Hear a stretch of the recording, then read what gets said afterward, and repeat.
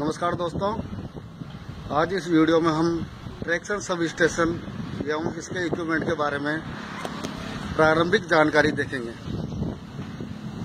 TSS और equipment की detail जानकारी हम प्रोटेक्शन स्कीम वाले अगले वीडियो में देखेंगे। सबसे पहले बात करते हैं टीएसएस की लोकेशन की। टीएसएस की लोकेशन फाइनल करने में हम ध्यान रखते हैं कि किसी नज़दीक के टीएसएस से इसकी डिस्टेंस 35 किलोमीटर से 50 किलोमीटर के बीच होनी चाहिए। इनकमिंग सप्लाई 220 केवी या 132 केवी इजीली अवेलेबल हो। स्टेट के जो टीएसएस है उससे हमारे टीएसएस के बीच में जो ट्रांसमिशन लाइन आनी है उसका रूट क्लियर हो। टीएसएस के सामने जो न्यूट्रल सेक्शन बनाना हो उसके फीडर की लेंथ कम से कम हो।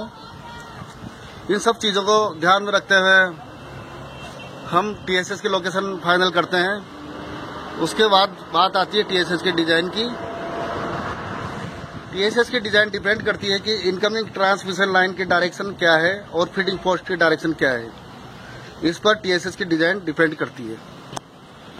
अब हम बात करेंगे टीएसएस में लगाए जाने वाले इक्विपमेंट के बारे में। ये आप देख रहे हैं इनकमिंग ट्रांसमिशन लाइन है 132 केवी की। सबसे पहले लगाए जाते हैं लाइटनिंग अरेस्टर 120 केवी के। ये लाइटनिंग अरेस्टर टीएसएस को प्रोटेक्ट करते हैं किसी भी आने वाले इनकमिंग सर्ट से।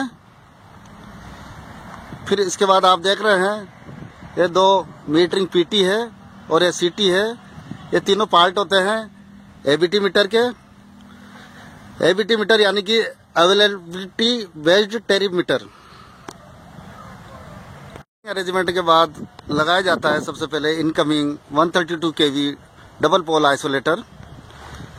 पहला जो इनकमिंग डीपीआई जो लगाते हैं ये विद अर्थ हिल होता है।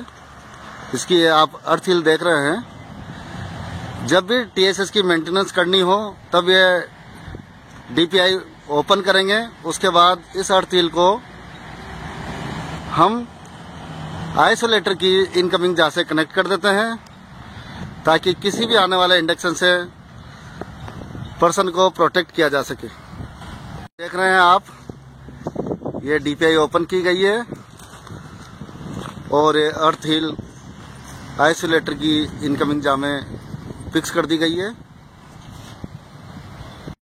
टीएसएस के प्राइमरी साइड यानी कि 132 केवी साइड में जेब्रा कंडक्टर से बस बनाई जाती है। ये आप देख रहे हैं। दोनों बस के बीच में एक बस कपलर डबल पोल आइसोलेटर लगाते हैं ताकि एक बस का लोड दूसरी बस में ट्रांसफर किया जा सके। डबल बे टीएसएस में दोनों बे में एक 132 केवी डबल पोल आइसोलेटर लगाते हैं।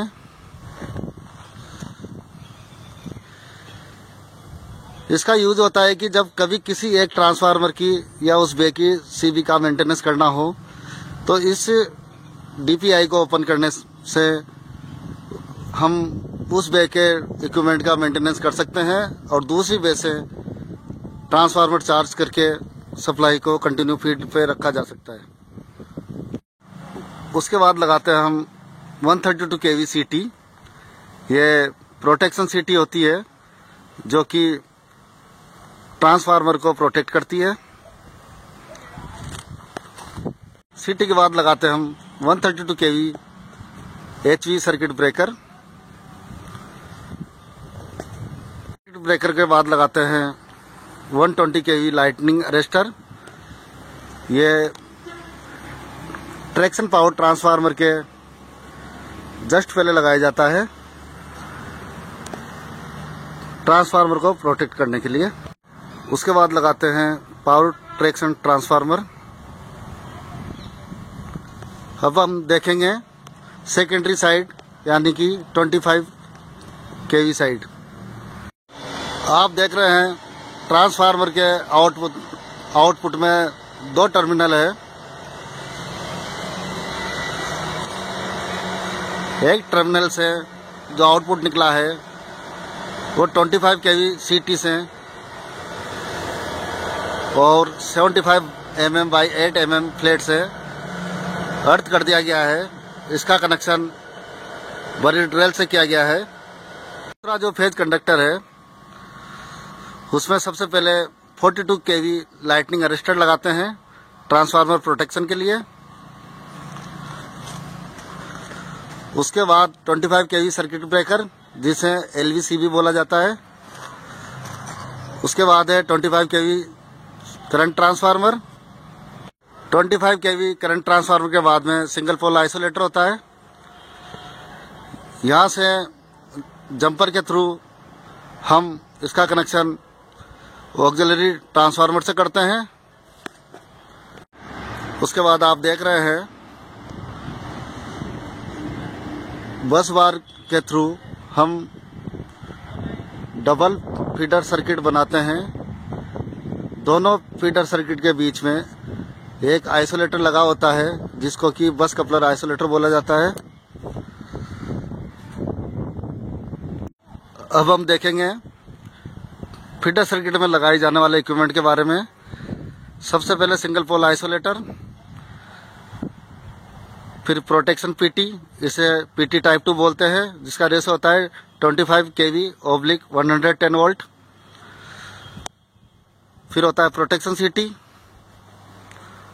बाद लगाते हैं सर्किट ब्रेकर, ये होता है 25 kV फीडर सर्किट ब्रेकर। अब हम देखेंगे कैपेसिटर बैंक सर्किट के बारे में। TSS में पावर फैक्टर इंप्रूवमेंट करने के लिए शंट कैपेसिटर बैंक लगाया जाता है।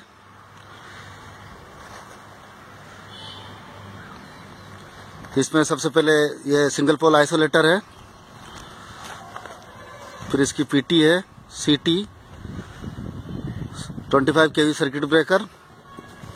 उसके बाद है 42 kV लाइटनिंग अरेस्टर, रिएक्टर। ये है हमारा कैपेसिटर बैंक।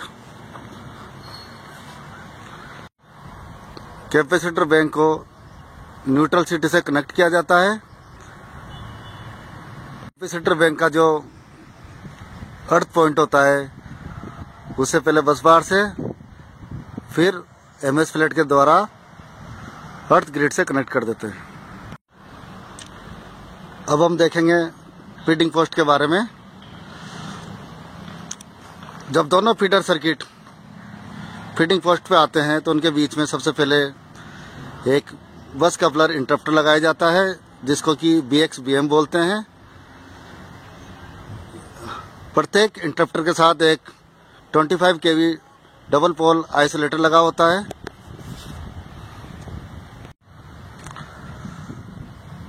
BX/BM के बाद दो अलग अलग फीडर के लिए दो इंटरप्टर लगाए जाते हैं सिंगल लाइन सेक्शन में।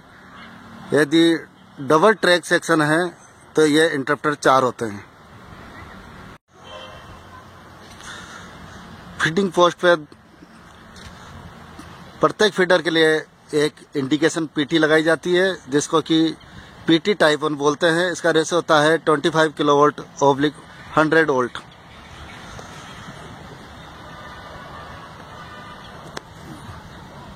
TSS को OHE साइड से आने वाली और वोल्टेज सर्ज से प्रोटेक्ट करने के लिए फीडिंग पोस्ट पर लाइटनिंग अरेस्टर लगाए जाते हैं।